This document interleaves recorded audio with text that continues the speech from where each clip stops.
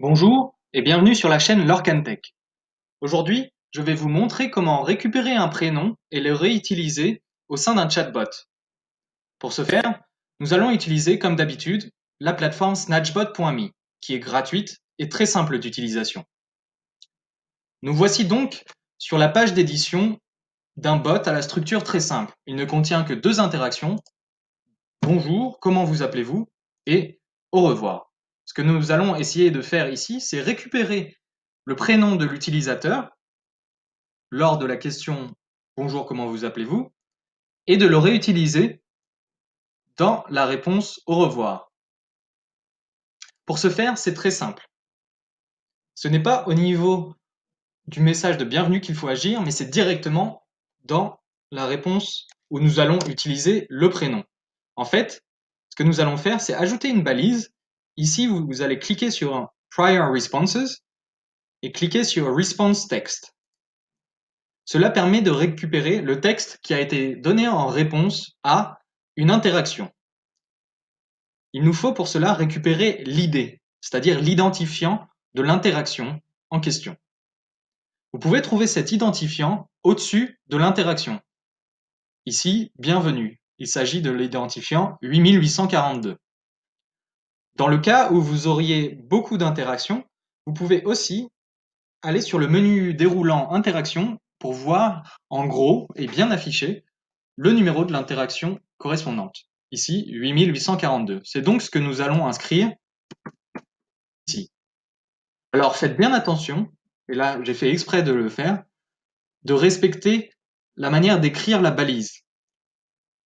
Ici, il y a bien un espace entre interaction et fallback. Alors, pour expliquer ce qu'il y a à l'intérieur de la balise, ici, on a le type de balise, réponse à l'interaction dont on donne le numéro, ici. Et fallback, c'est la réponse par défaut qu'on peut mettre dans le cas où il y aurait une erreur ou si la personne ne donne pas son prénom. Ici, on va mettre par exemple Louis. Ensuite, comme d'habitude, il faut connecter les interactions entre elles. Mais ici, on ne peut pas deviner quel prénom va mettre la personne. Donc, contrairement à d'habitude, on ne peut pas faire une connexion normale, c'est-à-dire on ne peut pas dire en réponse, si en réponse à cette interaction on a par exemple Kevin, alors allez vers au revoir, puisqu'on ne sait pas quel est le prénom qui va être donné. Donc, ce qu'on va faire, c'est qu'en cas par défaut, en fallback, on va mettre l'interaction au revoir comme réponse. En fait, ce qu'il nous dit là, c'est si aucune des conditions données ci-dessus n'est remplie, allez à l'interaction au revoir. Ici, on a une connexion qui est vide, donc elle ne sera pas remplie. Donc allez vers l'interaction au revoir. Et même si on mettait un prénom, ici, si le prénom qui est donné est différent, dans tous les cas, ici, on va bien aller vers au revoir. Je vais donc vous montrer. Nous allons tester le bot. Donc là, je vais mettre par exemple, je m'appelle Laurent. Au revoir Laurent. Le prénom a bien été récupéré.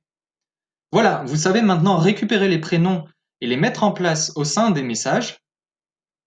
Donc il suffit de récupérer le numéro d'interaction et de placer la balise au sein de votre message.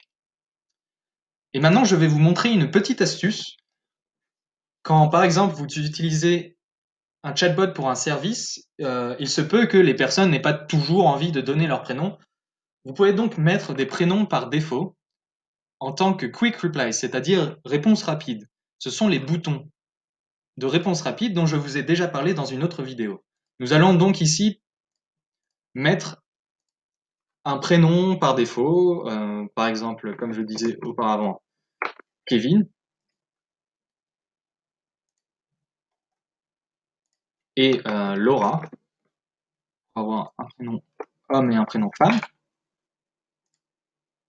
Alors ici, ne cochez pas la case, puisque celle-là empêcherait à la personne, à l'utilisateur, d'entrer du texte.